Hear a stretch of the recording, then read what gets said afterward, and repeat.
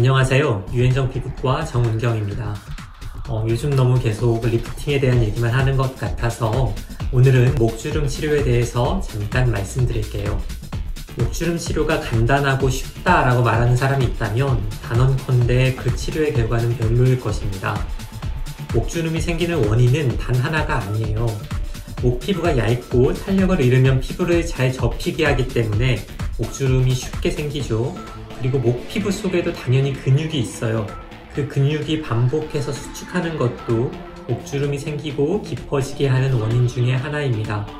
반복된 자세, 습관 등도 영향을 주고요. 그리고 목주름에는 깊은 가로주름만 있는 게 아니에요.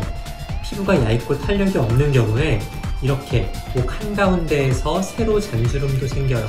저도 있거든요. 그래서 목주름 치료법은 그리고 복잡할 수밖에 없어요. 일단 탄력 레이저는 할 수 있으면 너무 좋죠. 피부 탄력을 좋아지게 해서 쉽게 접히지 않게 하려고 하는 겁니다. 보톡스도 괜찮죠.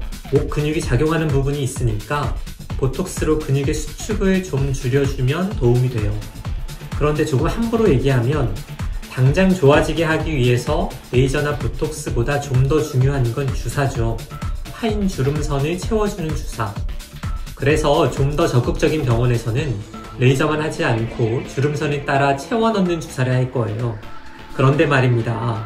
주름선이라는 게 거기에다 주사한다고 주름선만 이쁘게 차오를까요? 저도 그런 줄 알았어요. 5년 전까지는. 2017년에 새롭게 발표된 논문이 있는데요. 가로 주름선 속을 보니까 위층과 아래층 사이에 연결고리가 있다는 게 알려졌어요. 쉽게 말하면 유착이 있다는 겁니다.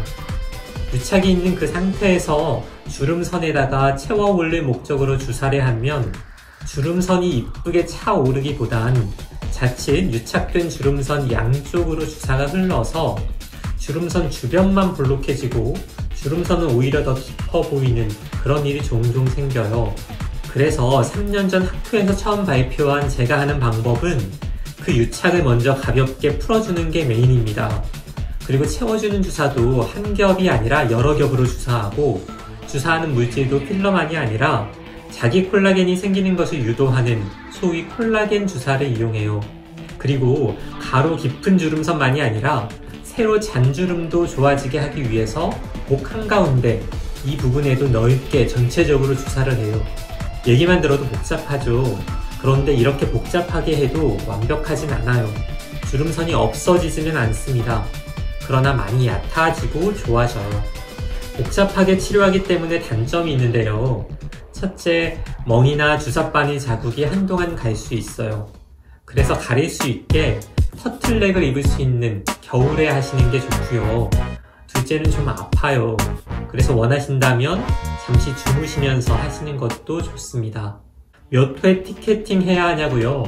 아니요, 그냥 한 번만요. 물론 한 번 치료 후 더 좋아지기 위해서 욕심내서 한 번 더 갈 수는 있지만 그래도 일단 시작은 한 번만요. 아셨죠? 진짜 목주름 치료는 조금은 복잡하고 번거롭게요. 닥터 제이스 메서드 제 것입니다.